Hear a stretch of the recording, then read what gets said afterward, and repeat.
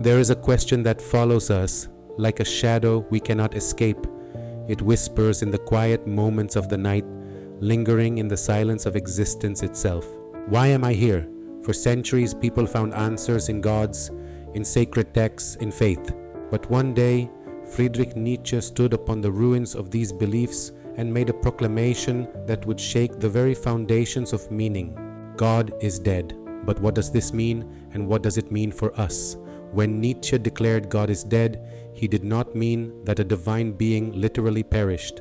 He meant that we as a civilization had stopped believing in the old narratives. The universe had no grand plan, no cosmic justice, and with that death came a terrifying realization.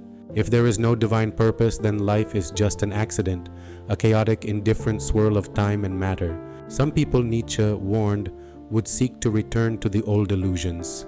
Others would fall into nihilism, the belief that since life has no objective meaning, nothing matters at all. But Nietzsche had a third path, a radical idea. He did not see meaninglessness as the end, but as the beginning. Nietzsche believed that meaning is not found, it is forged. Like an artist facing a blank canvas, life does not come with a pre-drawn design. It is up to you to decide what to create. He called this the will to power, the inner drive to overcome, to transform, to create. Instead of asking, what is the meaning of life? Nietzsche asked, what meaning will you give your life?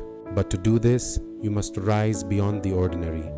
Nietzsche introduced the idea of the Übermensch, the overman, the one who does not follow, the one who creates.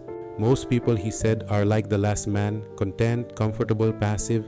They seek pleasure over growth, security over challenge, entertainment over wisdom. But the Übermensch is different. They embrace struggle. They forge their identity in the fire of hardship. They become who they are meant to be, and they do not wait for meaning to be handed to them. They create it. But what about suffering? What about failure, tragedy, and pain? Nietzsche's answer was Amor Fati, love your fate, not just accepting hardships, but embracing them, welcoming them, seeing every challenge as an opportunity to rise. Rather than cursing fate, the strongest among us say, this is mine, this is my journey, and I will make something from it. Through suffering we gain wisdom, through struggle we grow stronger, and through every hardship we forge meaning. So what is the meaning of life? Nietzsche's answer was simple and terrifying. Life has no meaning except the meaning you create. And so the real question is not what is the meaning of life, but instead, what will you make of yours?